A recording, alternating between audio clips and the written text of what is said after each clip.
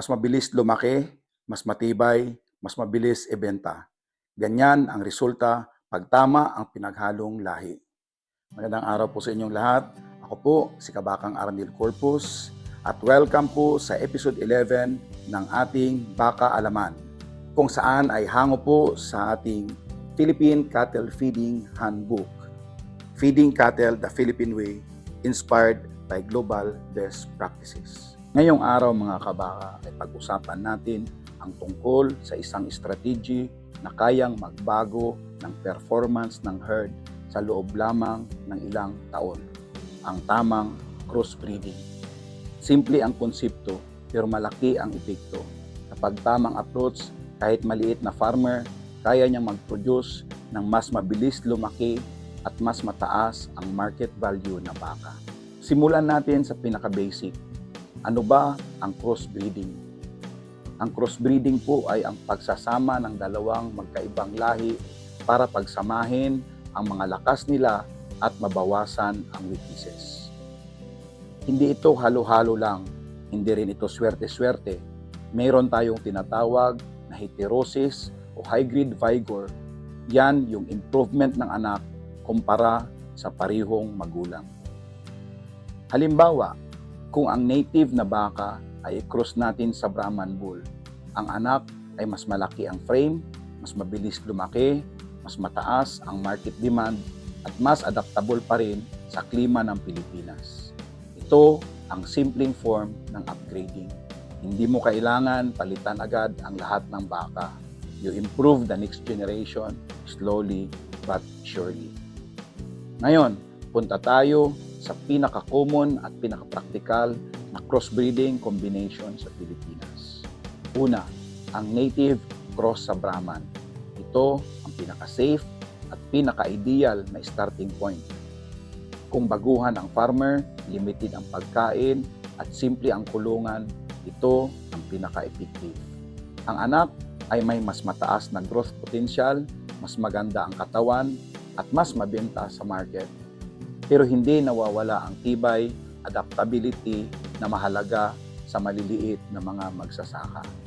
Pangalawa, ang Brahman cross sa European breeds tulad ng Angus, Simmental, Charolais at Limousin. Ito naman ang para sa mga farms na medyo ma-structure ang feeding system. Dito pumapasok ang balance ng laki ng katawan ng European breeds at tibay at adaptability ng Brahman. Kaya sila nagwo-work sa semi-intensive at intensive feeding systems. Mabilis ang gain pero hindi kasing sensitive ng pure exotic breeds. Pangatlo ang aking pinaka-paborito, ang Brahman cross sa Wagyu. Ito ang combination na tumataas ang interest ngayon. Pero kailangan malinaw ang expectation. Ang Wagyu po ay binabayaran base po sa quality ng kanyang marbling score. Kaya dapat marunong po tayong magpakain. Hindi pwede sa simpleng grazing o simpleng titering lang. Kaya kung ang farm ay may structured feeding, consistent ration, maaliwalas na kulungan, at low stress na handling, maganda ang performance nila. Ang advantage ng crossbreed, mas kaya nila ang init, mas stable ang appetite, mas adaptable sila kumpara sa pure exotic. Ngayon, pag-usapan natin ang mga karaniwang pagkakamali tungkol sa crossbreeding. Una, halo lang ng halo. Hindi po lahat ng combination ay maganda. Kung hindi tugma ang traits, pwedeng bumaba ang performance ng herd. Pangalawa, mas marami ang lahi, mas maganda. Hindi po yan totoo. Kapag masyadong halo-halo, nawawala ang uniformity, nawawala ang predictability, at nagiging mas mahirap i-manage ang herd. Pangatlo, bahala na basta lumaki. Hindi ito random. Dapat may clear goal. Gusto mo ba ng mas mabilis lumaki, mas matibay, mas pang-feedlot, mas pang-breeding, mas mataas ang bintahan? Ang crossbreeding ay dapat naka-align sa farm capacity at farm goals. Ngayon naman, pag-usapan natin ang tamang approach sa crossbreeding. Una, start with native or Brahman cows. Ito ang pinaka-base. Pangalawa, piliin ang tamang bull o semen. Dapat align sa goal ng farm. Pangatlo, Improve generation one at a time. Hindi kailangan mabilisan, mas maganda ang steady improvement kaysa biglang palit na hindi kayang i-manage. Pang-apat, keep records. Simpleng notebook lang pwede na. Anong cross, anong buwan, magkano ang gain, anong feed.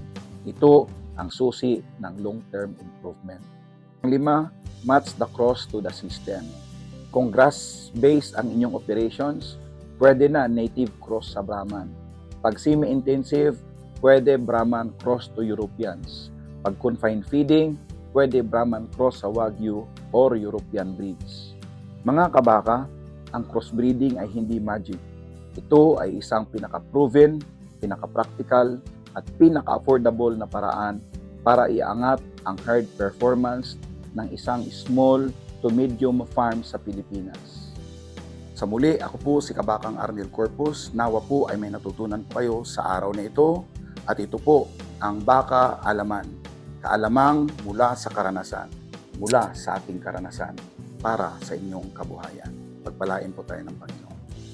Agricultural resilience, cultivating hope.